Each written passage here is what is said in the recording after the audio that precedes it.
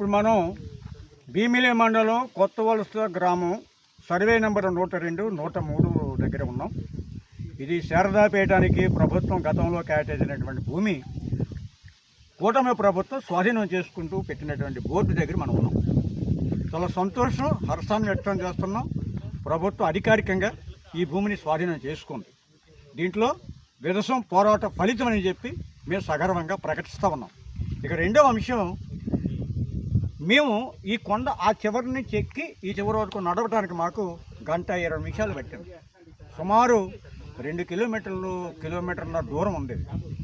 ఇది 15 ఎకరాలని చెప్పి ఆయనకి ఇస్తే యాక్చువల్గా ఆ ఉడా రోడ్ ఎంట్రన్స్ నుంచి వస్తే ఈ కొండ సగానికే 15 ఎకరాలు సరిపోతుంది. ఇక్కడికి వచ్చేసరికి 25 నుండి 30 ఎకరాలు ఉంది.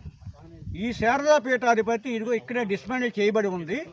ఇక్కడ ఆయన ఒక షెడ్ నిర్మించి బోరేసి ఇక్కడ వరకు హద్దు నిర్ణయం చేసుకున్నాడు. ఆయన ప్రభుత్వం కొలిసి ఇవ్వలా. సరే ఇచ్చిందో లేదో మనకు తెలియదు, రాత్రిపూట ఇచ్చారేమో ఈ అధికారులు. అంటే ఏంటి, ఆయనకి ఇచ్చింది 15 ఎకరాలు, ఇచ్చింది 15 లక్షలకి, ఆయన ఆక్రమించింది దగ్గరగా 30 ఎకరాలు ఆక్రమించాడు. ఏది ఏమైనా ఈ మొత్తం స్థలాన్ని ఈవేళ ప్రభుత్వం స్వాధీనం చేసుకుంది. మరొకసారి ముఖ్యమంత్రి గారికి కృతజ్ఞతలు తెలియజేస్తూ, ఇదే కోవలో ఇదే కేటగిరీలో గత ప్రభుత్వం వేల ఎకరాల భూములు వైసీపీ పెద్దలు కబ్జా చేశారు. దీంట్లో ప్రభుత్వ భూములు ఉన్నాయి, ప్రైవేట్ భూములు ఉన్నాయి, ఎస్ఐన్ భూములు ఉన్నాయి, చుక్కల భూములు ఉన్నాయి, అటవీ భూములు ఉన్నాయి.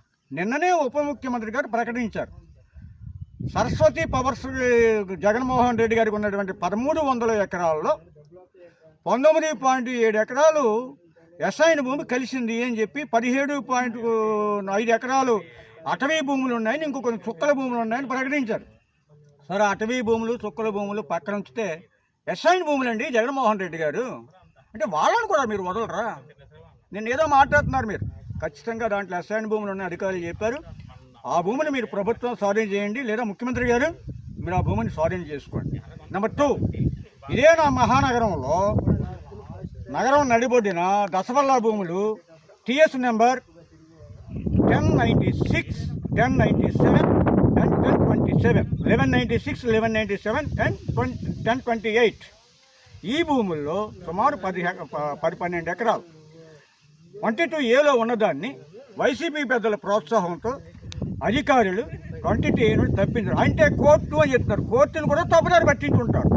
కాబట్టి ఇప్పుడు ఆ భూమిని తిరిగి 22Aలో పెట్టాలి. ఇక మూడవది, ఉత్తరాంధ్ర జిల్లాలో ఫ్రీ హోల్డ్ పేరు మీద 1000 ఎకరాలు ఫ్రీ హోల్డ్ చేసిన దాంట్లో 2000 ఎకరాలు సుమారుగా ఇన్సైడ్ ట్రేడింగ్ జరిగిందని చెప్పి మేము సిసోడియా గారికి ఉత్తరం ఇచ్చాం. దాని మీద విచారణ జరుగుతూ ఉంది.